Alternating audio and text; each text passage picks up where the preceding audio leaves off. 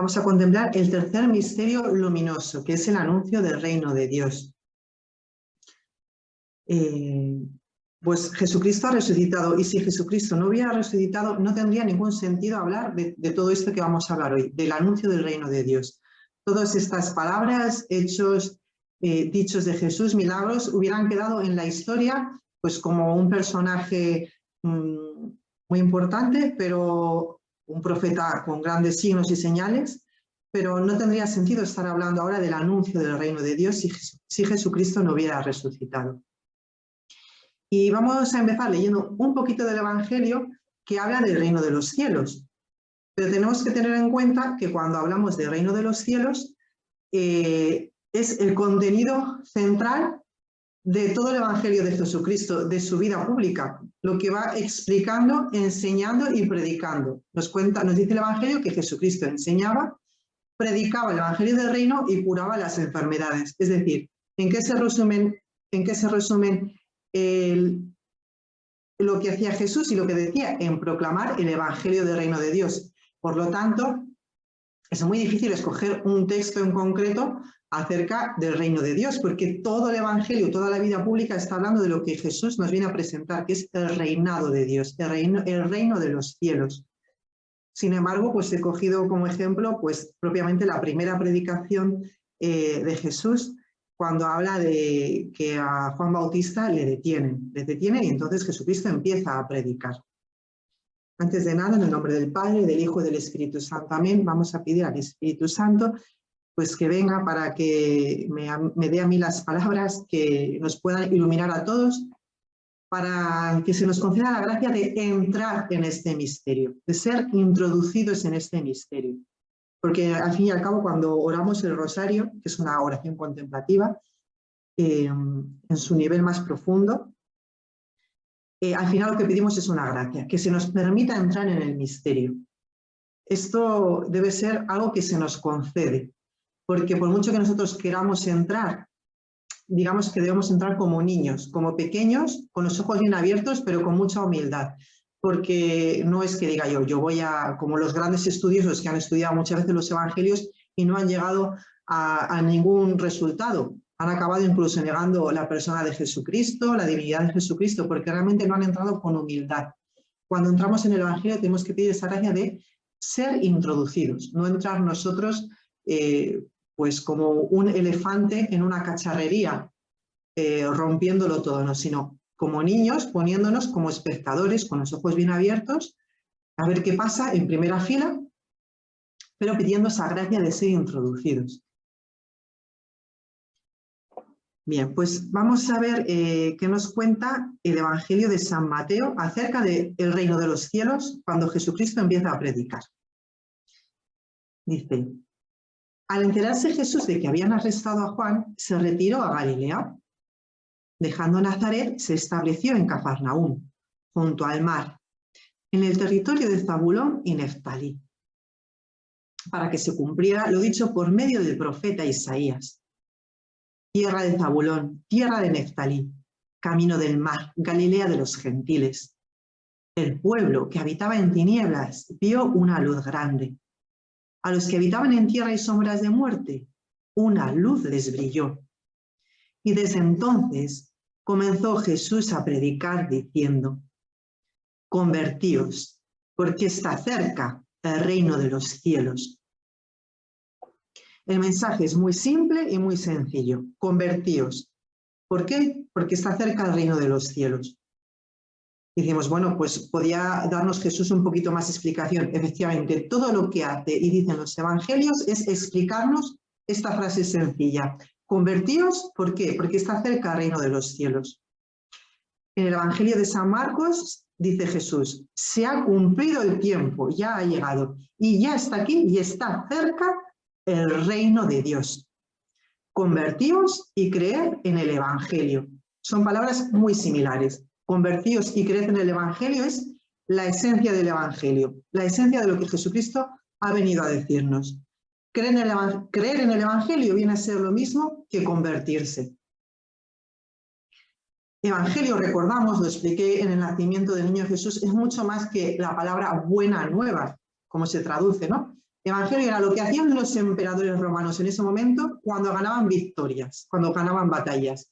Proclamaban la victoria por todo el imperio. Decían aquí, quien manda, el emperador soy yo, y quien daba las noticias de salvación, las noticias de liberación, era el emperador romano. Eran grandes noticias que se propagaban por todo el imperio.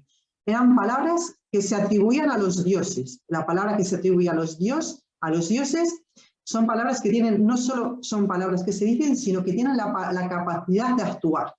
Cuando un emperador proclamaba su victoria, decía, aquí he ganado yo.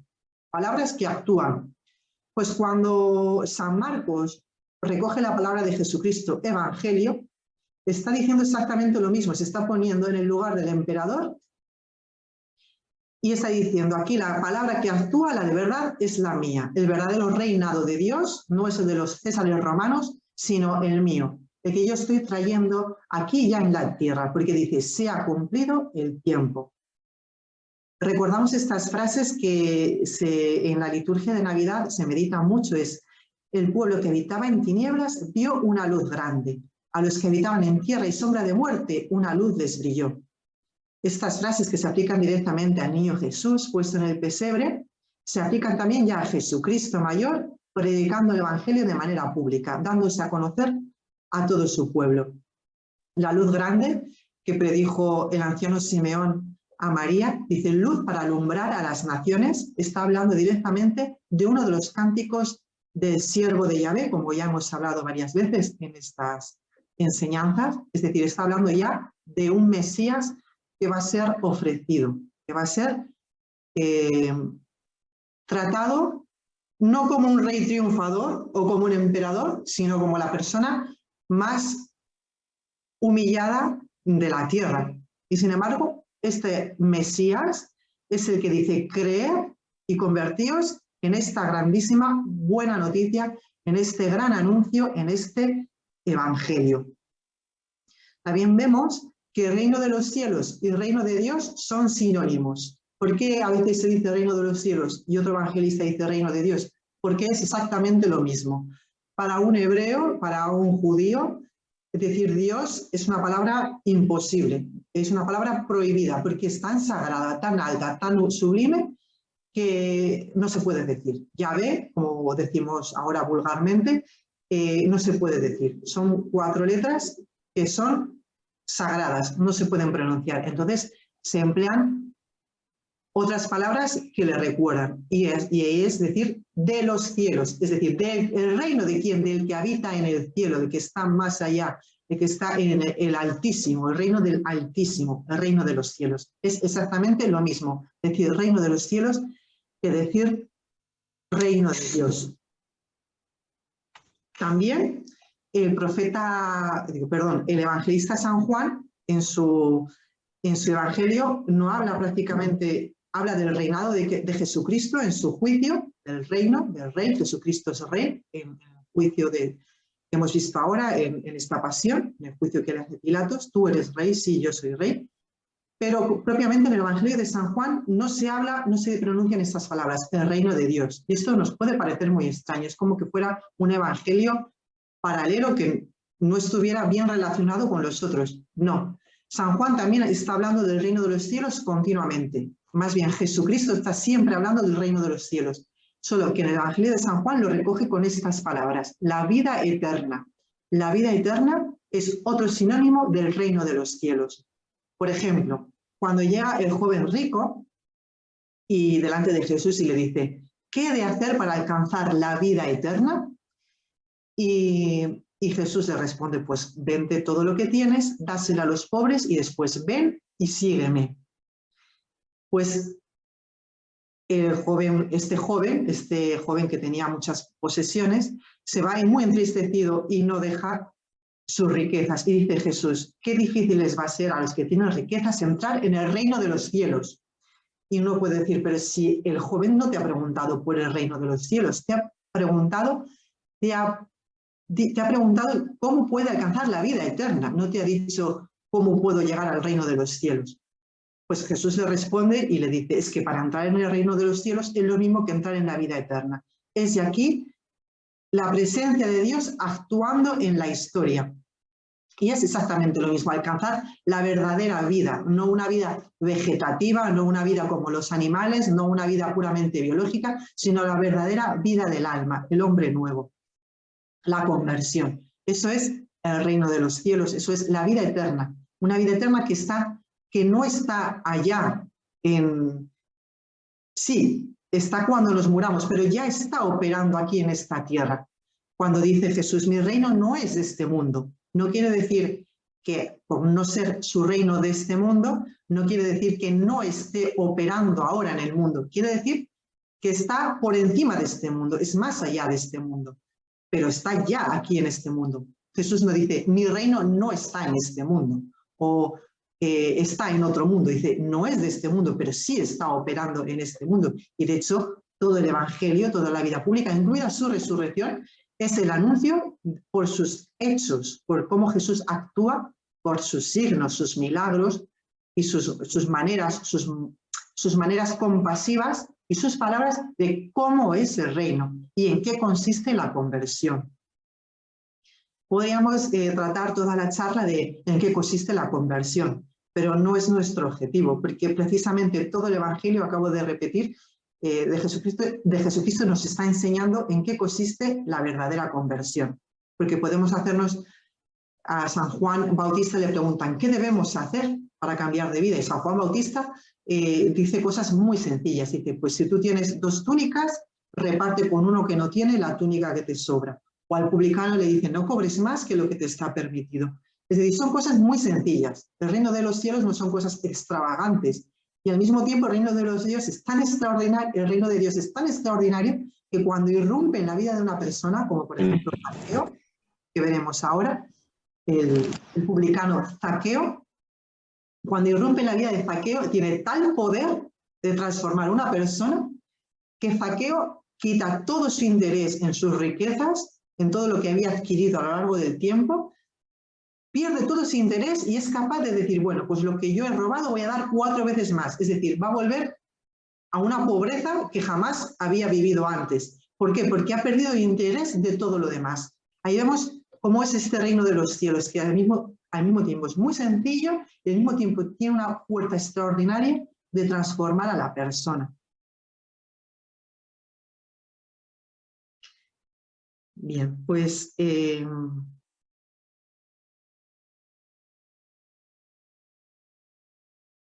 cuando Jesucristo habla del reino de los cielos, por una parte, está hablando de algo que ya venía en el Antiguo Testamento. En el Antiguo Testamento ya se hablaba del reinado de Dios, de la majestad de Dios. El Señor reina vestido de majestad, en el Salmo 93, pero muchos salmos está hablando de esta majestad, de este poderío de Dios. Dios está por encima de toda criatura, de toda creación, y tiene el pleno dominio.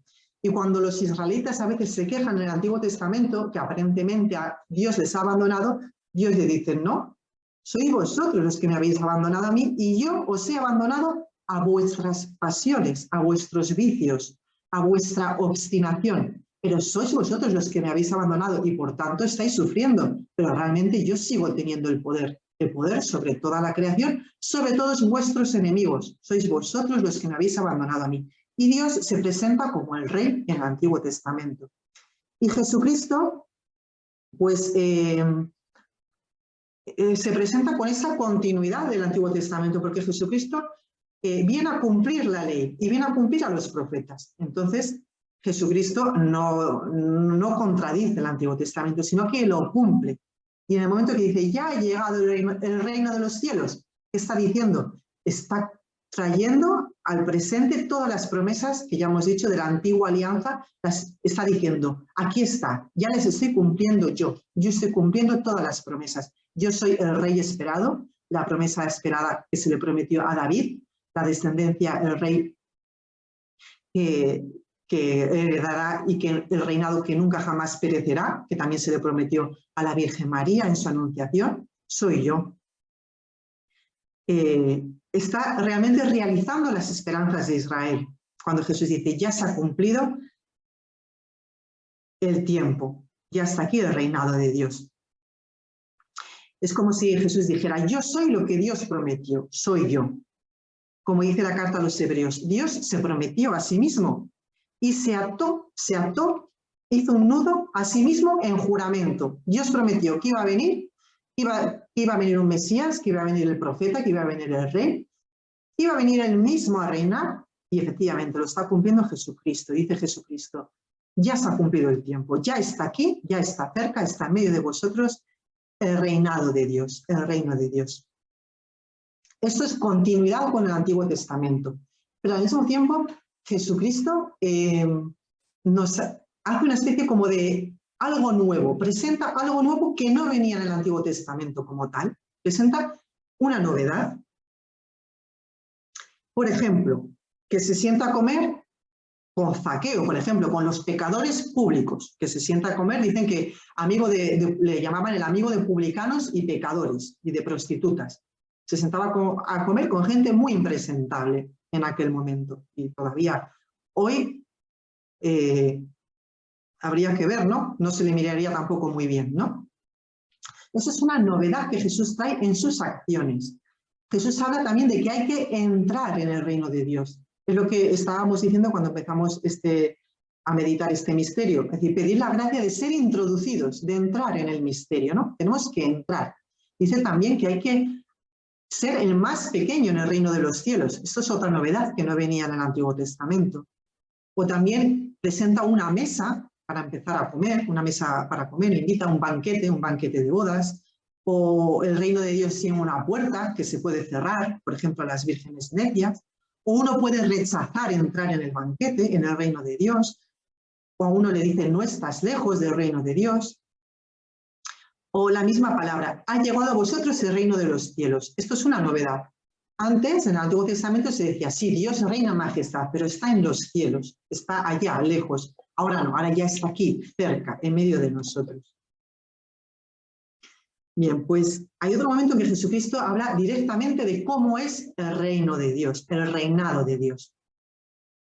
Y es cuando Jesucristo va a la sinagoga de Nazaret y empieza a proclamar estas palabras. El Espíritu del Señor está sobre mí porque me ha ungido. Me ha enviado a evangelizar a los pobres, a proclamar a los cautivos la libertad, a dar a los ciegos la vista, poner en libertad a los oprimidos y a proclamar el año de gracia del Señor. Y luego dice, y hoy se ha cumplido esta escritura que acabáis de oír. Es lo mismo, se ha cumplido. El reino de Dios ya está en medio de nosotros. Hoy se ha cumplido esta escritura. ¿En qué consiste este reino? Pues mirad, consiste que le ha enviado a evangelizar a los pobres. Ahora vemos en qué consiste este evangelizar a los pobres. Le ha enviado a proclamar a los cautivos la libertad, a los ciegos la vista, y a proclamar un año de gracia del Señor. Un año de gracia es un año jubilar, un año de júbilo, que como sabemos en el Antiguo Testamento, en la ley de Moisés, estaba previsto cada X años, cada 50 años, un año de descanso, las tierras no se cultivaban, y los que habían perdido sus posesiones a lo largo de estos 50 años, las familias, volvían a recuperarlas, los que habían caído en servidumbre, en esclavitud, eran liberados por aquellos israelitas de su pueblo que les habían tenido que tomar en esta servidumbre porque tenían que pagar unas deudas que no habían sido saldadas. Cuando llega este año jubilar, todas estas deudas se saldan inmediatamente y cada israelita vuelve a su tierra de origen, de herencia, y pasa un año sabático, un año de júbilo, un año de reposo, de paz, de alegría, ¿no? Es un gran anuncio. Y cuando dice Jesús que Él ha venido a proclamar el año de gracia del Señor, repitiendo estas palabras de Isaías 61, pues está diciendo esto, dice, es que yo he venido con este año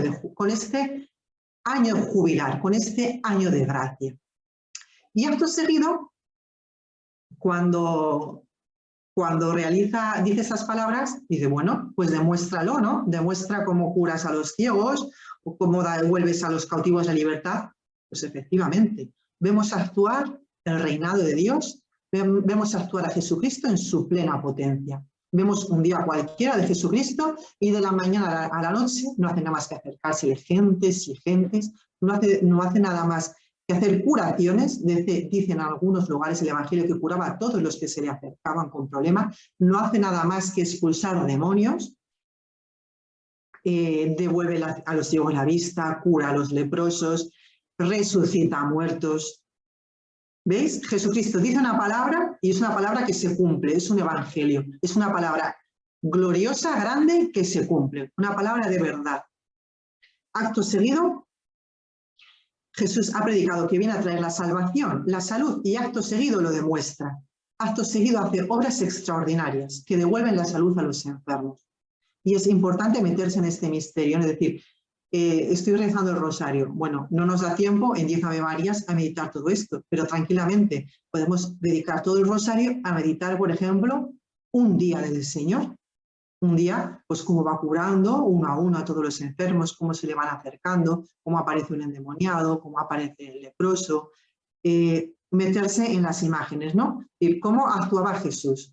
En realidad aquí Jesús, todo el reino, toda la predicación de Jesús se puede resumir en esta palabra.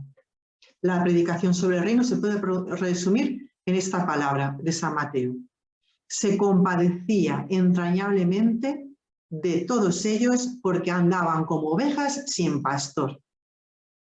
Jesucristo se compadecía de tal manera de su pueblo que su manera, o sea, el reinado que manifiesta es curando, sanando, quitando problemas, trayendo alegría, trayendo alegría, demostrando el poder de Dios en la bondad, en cómo ama a su pueblo, es decir, compadeciéndose entrañablemente. Y no solo curando y dando de comer, sino enseñando lo que es de verdad alimento para el alma humana, para el hombre. No enseñar cosas inútiles o cosas que realmente no son buenas para el alma, que hacen caer en el pecado. Jesucristo enseñaba como un padre a sus hijos, como alguien que ama entrañablemente a quien les escucha, como un pastor que quiere a sus ovejas, porque se compadecía entrañablemente de ellos y de nosotros porque andaban como ovejas sin pastor. Aquí está toda la entraña del reinado de Dios que Jesucristo ha venido a proclamar, del reino de los cielos. Y por tanto, Jesucristo, con todo este anuncio, con hechos y palabras, con esta alegría que de repente irrumpe en el pueblo de Israel, está trayendo algo más que algo que ahora está muy de moda hablar, ¿no? Está trayendo la bienaventuranza futura, es decir, la vida eterna ya aquí en la tierra. Es decir, toda la felicidad que podemos esperar empieza ya aquí, aunque se culmina en el cielo. Toda la ausencia de pecado, todo el mal que nos trajo otra vez de nuevo Adán y Eva en el paraíso por su caída y todo nuestro pecado. Cuando irrumpe el reino de Dios, todo eso como que no se evapora, sino que, repetimos, Jesucristo lo carga sobre sí, porque lo cargó en el bautismo, y puede empezar a traer la salvación a su pueblo, puede empezar a traer el descanso, el año de júbilo, el reposo, la alegría. Por lo tanto, el reino de Dios no se identifica con algo que no es exactamente con algo que se hablaba mucho hoy en día. Se dice, bueno, pues el reino es el reino de justicia y de paz. Sí, ese reino de justicia y de paz, un reino de tolerancia, de diálogo, de buenos entendimientos, de solidaridad, de compartir. Bien, esto no está excluido, desde luego, pero mucho antes que todo esto es Dios mismo que está actuando en la entraña de su pueblo para liberarlos de todas las esclavitudes. Y la primera esclavitud es el pecado. Y por tanto, el reino de Dios no es un conjunto de valores que favorecen el bienestar o la concordia o el diálogo o la convivencia. No, es muchísimo más que esto. El reino de los cielos es la vida eterna que irrumpe en nuestro tiempo, en el tiempo de los hombres. El reino de los cielos es la presencia de Dios que ya está actuando en medio nuestro. Es muchísimo más que algo que esto que está de moda decir, bueno, pues los valores del reino. Bueno, los valores del reino, ¿de qué reino estamos hablando, no? Como dice el Papa Benedicto XVI en su libro de Jesús de Nazaret, dice, ¿en qué se fundamenta la justicia y la paz si este reino del que estamos hablando no se fundamenta en Dios, que es el que trae la verdadera justicia y la verdadera paz. Y dice el Papa Benedicto, pues me recuerda la tentación del diablo. Todo esto te daré porque si tú te postras y me adoras, porque yo soy rey de todos estos reinos. El diablo como que se le ha dado un pequeño poder de los reinos del mundo, de la tierra, y se permite tentar a Jesús. Todo esto te daré. Pues hay veces que hablando de este reino de los valores, dice el Papa Benedicto, que uno piensa, ¿de qué reino me estás hablando si no está Dios? ¿De qué reino me estás hablando? ¿En qué se fundamenta tu justicia? ¿En qué se fundamenta tu libertad? ¿En qué se fundamenta tu fraternidad si no está Dios? Bueno, pues este no es el reino de Dios que Jesucristo nos anuncia. Jesucristo nos anuncia Él mismo, su persona, actuando para liberar al hombre de todas sus esclavitudes.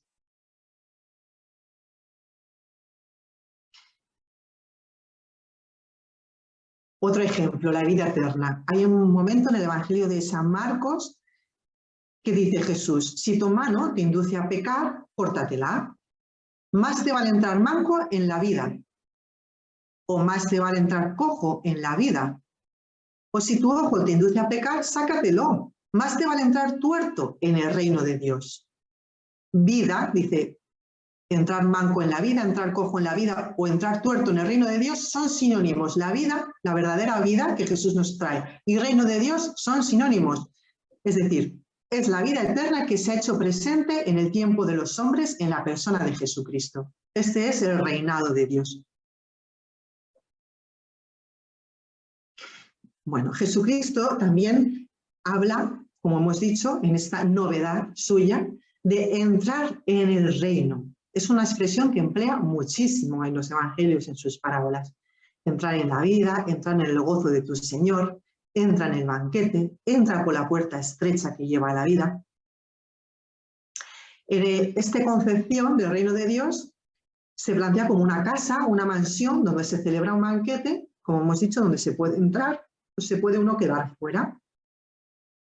Con unas llaves que se le da a Pedro, te daré las llaves del reino, que puede ser cerrada y que algunos pueden quedar fuera. Y en esto el Señor no tiene término medio, o sea, no existe como un patio intermedio. Ahora entro, ahora estoy fuera, ahora entro, ahora estoy fuera. Sino que nos plantea esta decisión directa, personal. Es decir, tarde o temprano a cada ser humano en este mundo se le plantea esta disyuntiva. ¿Quiero entrar en el reino de los cielos, en el reino de Dios, o no quiero entrar? Y es decisión personal entrar o no entrar. Por más que Dios ya está reinando con majestad, con poder, porque la soberanía la sigue teniendo y jamás la va a perder. Pero el entrar no deja de ser una decisión personal donde se nos respeta nuestra libertad. No se plantea como un reinado al que nos va a aplastar si no entras, sino decir, eres tú mismo que vas a decidir quedarte fuera. Eres tú mismo que vas a ser una virgen necia, que no vas a traer, no vas a tener aceite. Lo vas a decidir tú, porque yo te he abierto la puerta. Eres tú quien no vas a querer entrar. Pero no hay un patio intermedio. Ahora voy, ahora no voy. Ahora voy, ahora no voy. Eso Jesús no lo plantea. No tiene término medio.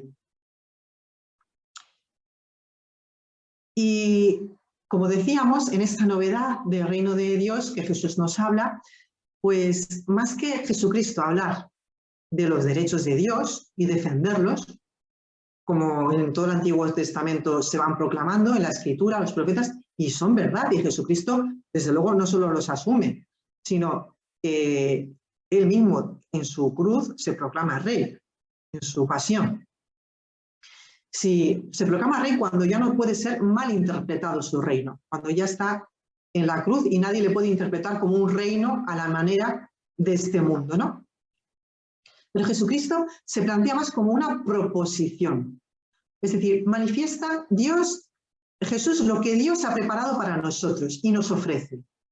Y con esto, digamos que rompe, entre comillas, con el judaísmo. El judaísmo habla de un Dios que está por encima de todo y que gobierna todo, y es verdad. Pero Jesucristo nos propone entrar en el reino y nos propone la bondad del reino, el banquete del reino, la felicidad de estar en el reino y la posibilidad de quedarse fuera, pero ¿por qué uno quiere? Porque uno quiere quedarse fuera, por ejemplo, aquel que tenía que cultivar que se acababa de casar, otro que acababa de comprar un campo. Ellos no quieren entrar en el reino. No es que nadie les cierre la puerta, pero Jesucristo ha preparado un banquete magnífico. O bien cuando aquel que entra en el banquete pues no está vestido correctamente, no está vestido con vestiduras. Esas vestiduras se interpretan como el corazón limpio, ¿no? Y dice, pues es que no puedes entrar en el reino de Dios sucio, con el corazón sucio. Se entra en el reino de Dios con el corazón limpio.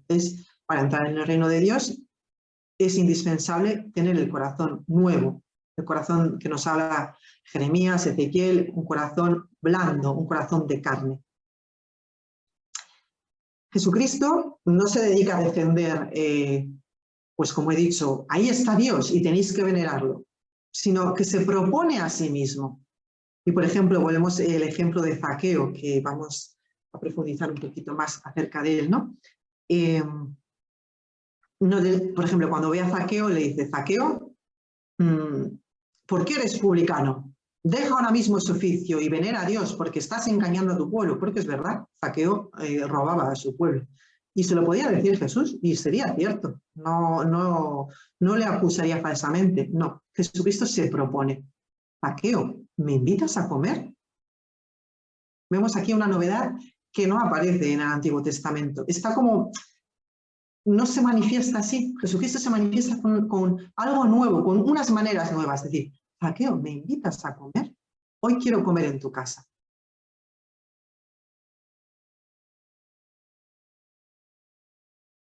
Y aquí entramos de lleno, pues, en el meollo, en el punto central de lo que es el reino de Dios. El reino de Dios es la misericordia actuante de Dios en Jesucristo, del Padre en Jesucristo, en el Hijo.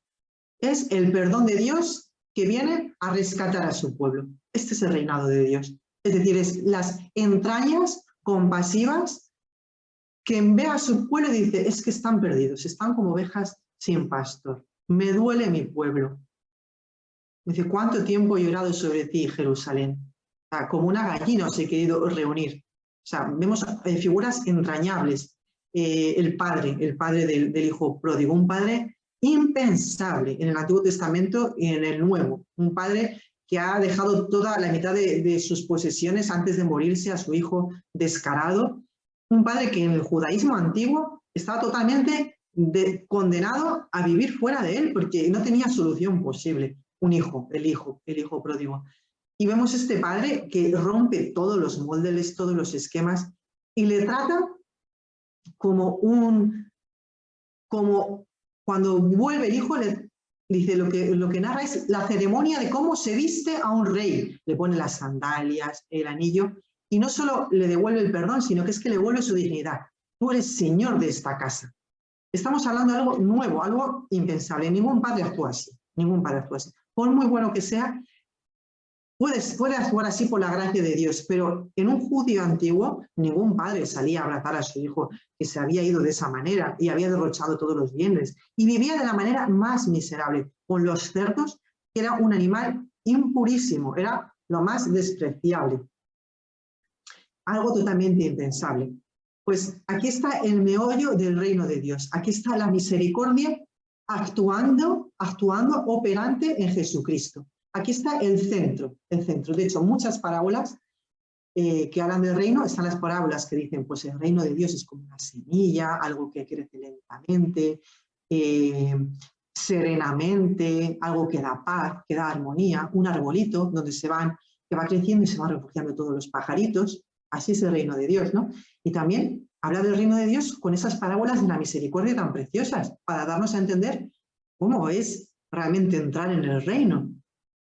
Como esta oveja perdida de las 100, el pastor deja todas y parece que solo tiene una oveja. Es decir, también en el Padre Nuestro se habla, venga a nosotros tu reino y luego perdona nuestras ofensas. Son dos conceptos que vienen a estar intrínsecamente unidos, son absolutamente inseparables. Hablar del reinado de Dios es hablar del perdón de Dios y de la misericordia de Dios en Jesucristo.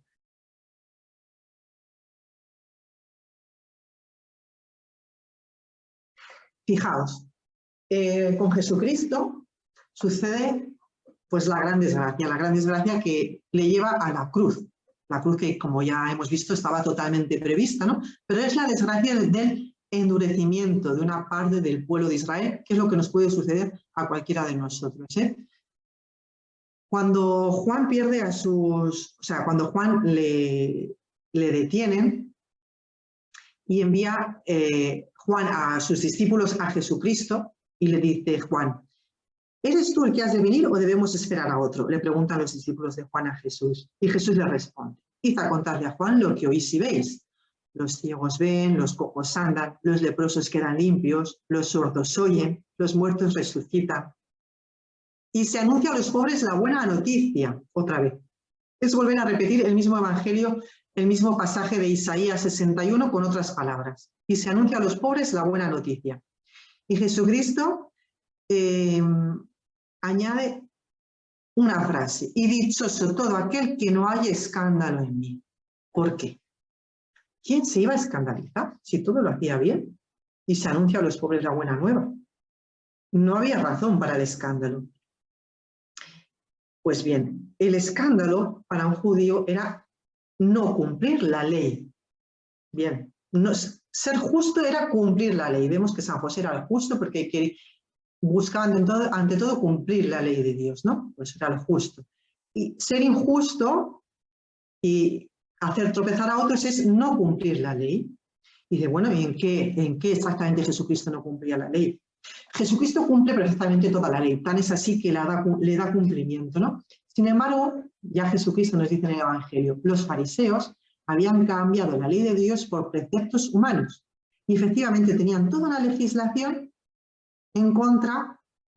sino que excluía a pecadores públicos, a ciertos pecadores públicos, porque lo que hacían era verdaderamente escandaloso, hacía tropezar. Uno de ellos eran los publicanos. Los publicanos robaban a su pueblo y además favorecían un imperio idólatra y pagano como era el romano. Entonces, los publicanos eran los cobradores de impuestos del imperio romano dentro del pueblo judío. Y era una profesión totalmente excomulgada de la sinagoga, excomulgada del templo. Desde luego la prostitución estaba excluida. Y todo esto es verdad. La ley de Dios prohíbe la usura, la ley de Dios prohíbe el adulterio, la ley de Dios prohíbe pues este tipo de actuaciones, ¿no? Que estaban realmente... Sin embargo, donde los fariseos se escandalizaban era en cómo Jesús los trataba, porque para un fariseo, un publicano prácticamente no tenía remisión. Para Zaqueo, que era el rey de los impuestos, el mayor cobrador de impuestos de los romanos, pues, ¿qué solución podía tener? Por más que cambiara de vida, primero, tenía que dejar por completo su oficio de publicano, que era un problema para él, ¿de qué voy a vivir? Segundo, tenía que devolver todo lo que había quitado de más, es decir, todo, porque vivía de los impuestos, todo más un quinto, según el Levítico, un quinto es decir, se quedaba no pobre en la miseria. ¿Qué iba a tener que hacer? Pedir. ¿Pedir a quién? ¿A los fariseos? No, porque ya le habían condenado al ostracismo. Por más que se arrepintiera, la manera de volver a la sinagoga, la manera de volver a la comunión con el judaísmo, con lo que los fariseos decían, era algo prácticamente imposible. Y además, aún así, su fama, su reputación, todo ya iba a quedar de por vida puesto en entredicho. Y Zaqueo, aunque viera, quien dice Zaqueo dice cualquier otro publicano, mismo Mateo era otro publicano, ¿no? Aunque viera que su oficio no era muy honroso, aunque estuviera avergonzado de su oficio, aunque quisiera cambiar de oficio, ve que no, prácticamente la salida es tan dura, que le resulta prácticamente imposible. Y además, siempre con el juicio de los fariseos. Es decir, tú has hecho esto, ¿no? Y esto ya no viene en la ley de Dios, esto es propio de los fariseos. Sin embargo, estos fariseos que han interpretado mal la ley de Dios, caen en este escándalo, ¿no? Y por eso Jesús dice, y dichoso aquel que no halle escándalo en mí, que no se escandalice en mí. ¿Por qué? Porque yo estoy anunciando a los pobres el evangelio, a los pobres esta buena noticia de su salvación. Y claro, cuando pensamos en los pobres, efectivamente, estamos pensando en los pobres materiales que no tenían nada. Pero aquí cuando Jesucristo habla de los pobres, está pensando en estos pobres que están excluidos religiosamente, para siempre prácticamente, o de una manera casi imposible de volver, de la sinagoga. Es decir, están excluidos del perdón de Dios.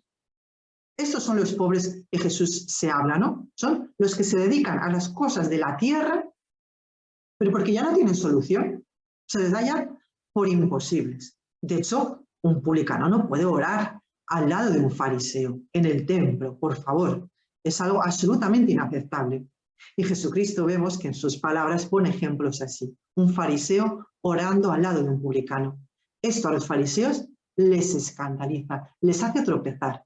Pero no porque Jesucristo no cumpla la ley, sino porque los fariseos han cambiado la ley de Dios por preceptos humanos, pensando que están cumpliendo la ley de Dios, pero no la están cumpliendo, la están deformando. Pues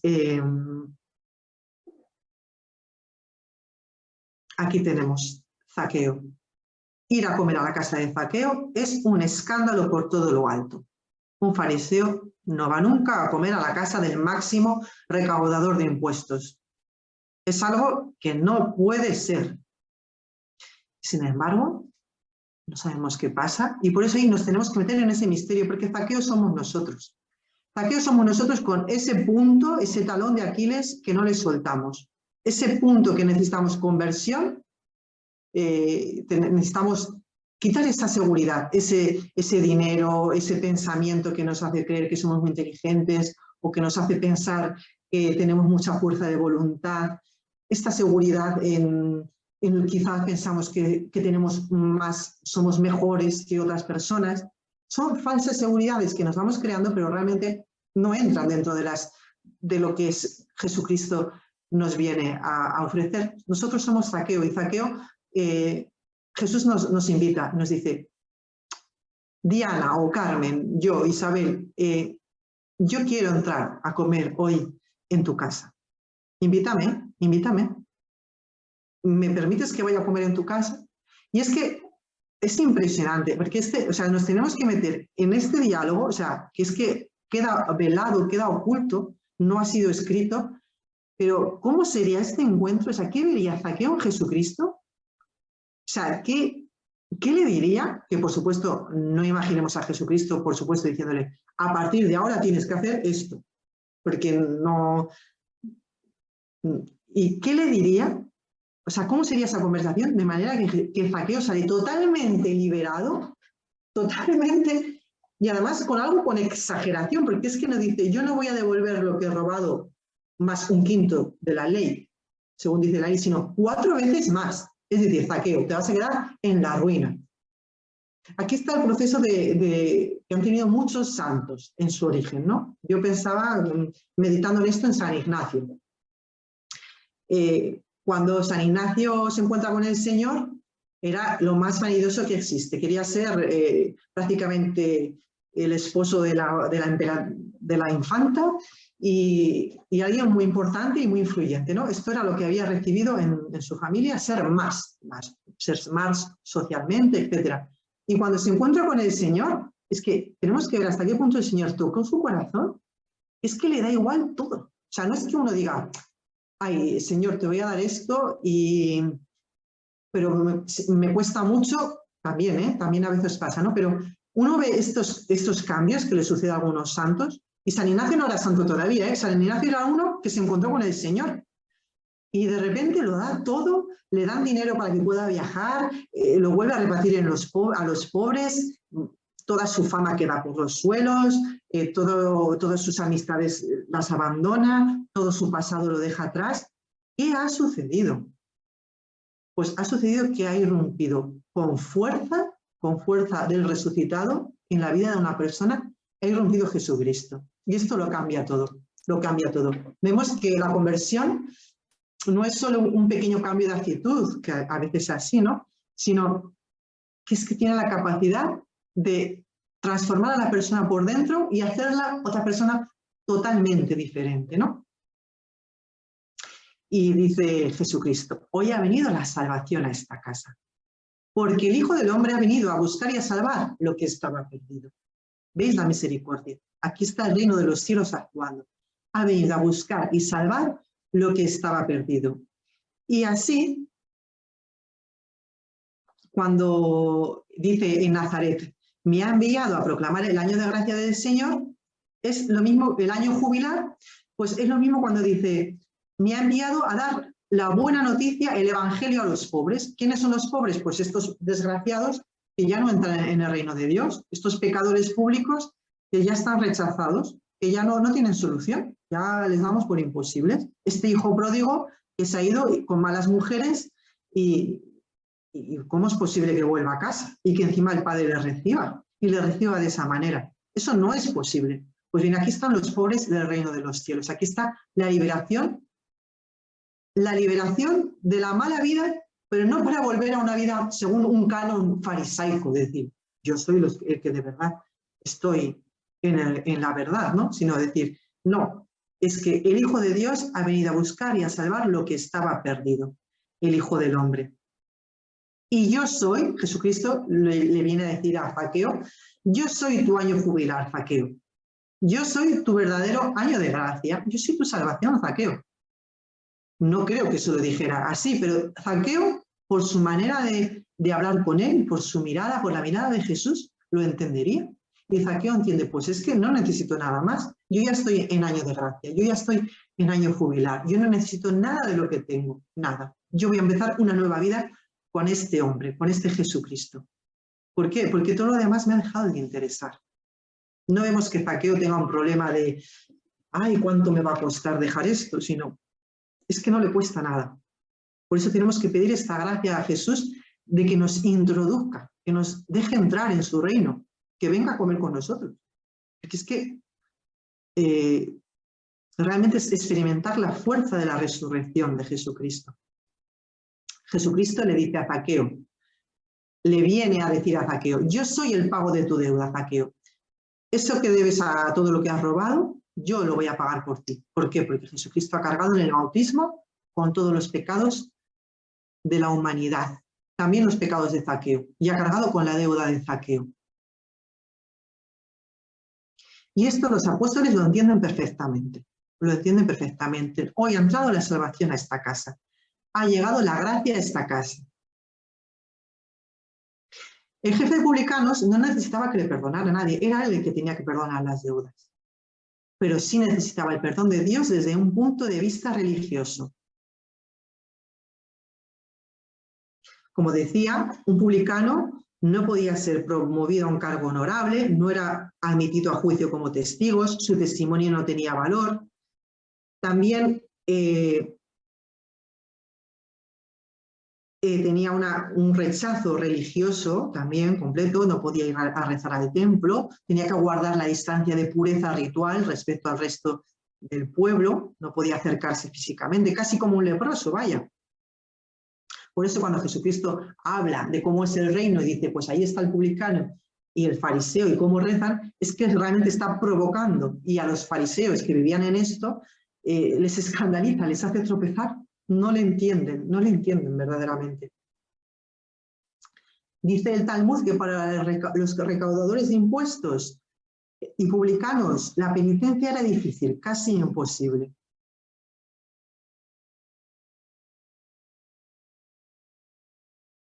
Es decir, que algo que Zaqueo no hubiera estado dispuesto a hacer de cara a los fariseos, que es dejar esa vida, porque también Zaqueo los conocía, dice, pero si se me tiene envidia, a ese le gustaría tener más dinero que yo, pero no puede. Pues eso que Zaqueo no hubiera hecho, Jesús entrando en su propia negrura, en la propia negrura de Zaqueo, en el propio abismo de Zaqueo, lo rescata. Ahí tenemos el año jubilar, ahí tenemos el reino de Dios operando.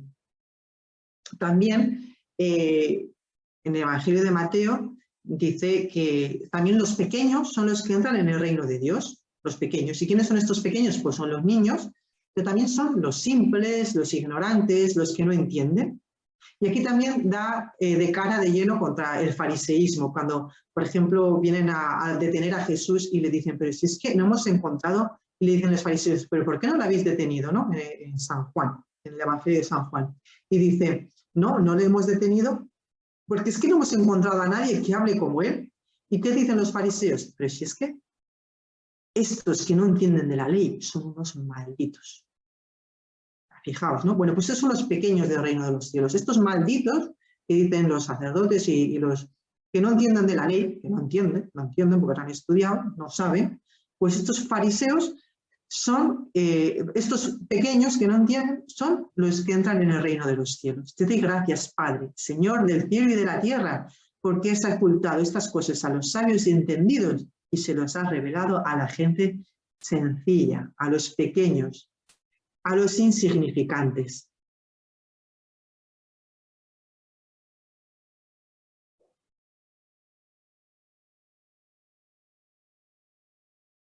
También el otro gesto escandaloso que hace Jesús, que nos está hablando de cómo es el reino de los cielos, es el que ya he dicho, es decir, ponerse a la mesa de los pecadores, comer con los publicanos. Es que en Oriente, y para un judío, ponerse a la mesa era compartir la vida, era comulgar con su vida, era vivir una comunión de vida, de intereses, pues si era, ya hemos dicho, si uno estaba en la ley, pues uno que se ponía a comer a mi lado también estaba en la ley. No podía ser alguien que escandalizara, ¿no? Entonces, comer con alguien en la mesa era algo como meterlo en su intimidad, meterlo en su casa. Era algo, un signo, no es como ahora, ¿no? Que uno pone a comerse con cualquier cosa, con cualquier persona en el trabajo, no, era realmente meter a alguien en su intimidad, en su casa, en su centro de interés más importante, y por lo tanto uno no come con cualquiera a la mesa, ¿no? Pues es que Jesucristo comía con toda libertad con publicanos, prostitutas, con toda esta gente que nadie quería, ¿no? Y esto es una manera de manifestar el reino de los cielos. Y aquí vemos cómo Jesucristo cumple una de las profecías, que es reunir a las tribus. Cuando los judíos esperaban el Mesías, pues el Mesías tenía que reunir a las tribus de Israel, las tenía que reunir.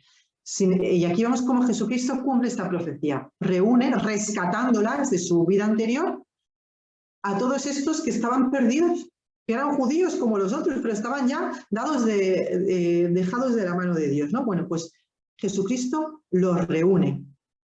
Está cumpliendo una profecía mesiánica.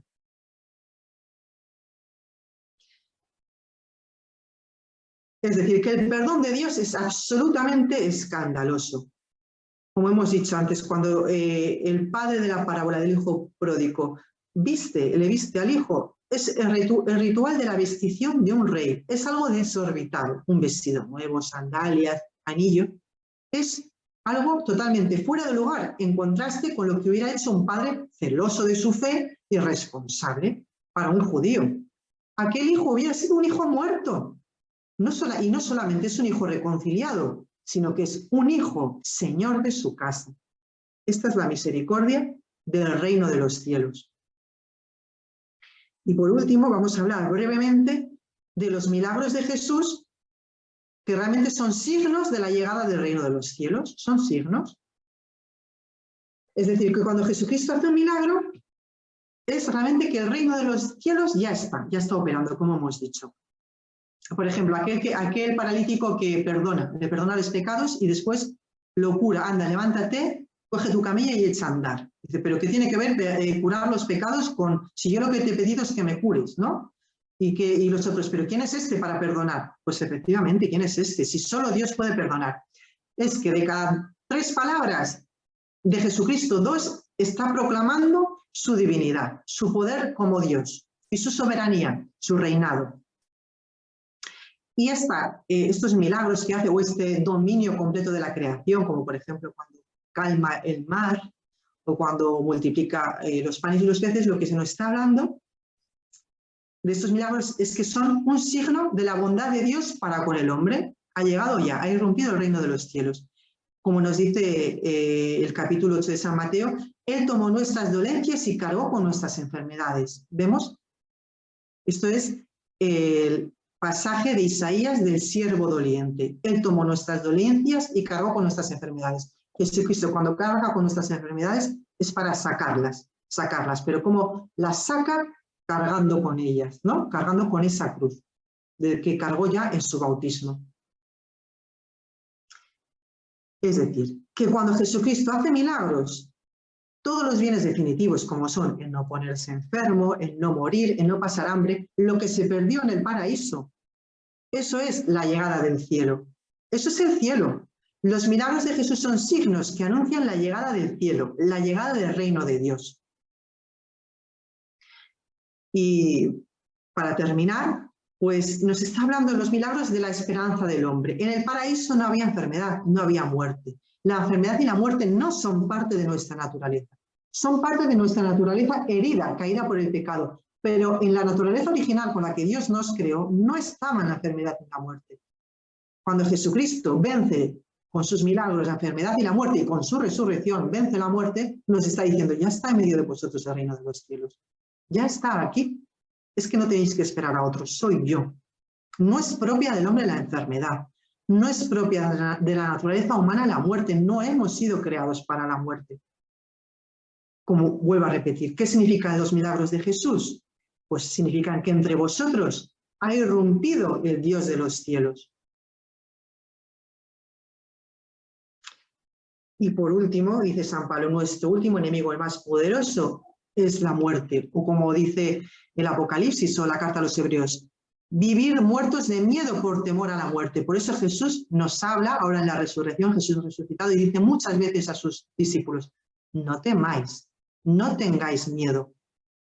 Es decir, que los milagros de Cristo, incluso cuando calma una tempestad, para quitarles el miedo a los discípulos, nos está hablando de la esperanza del hombre, del cielo, que se ha hecho presente en la persona del Señor.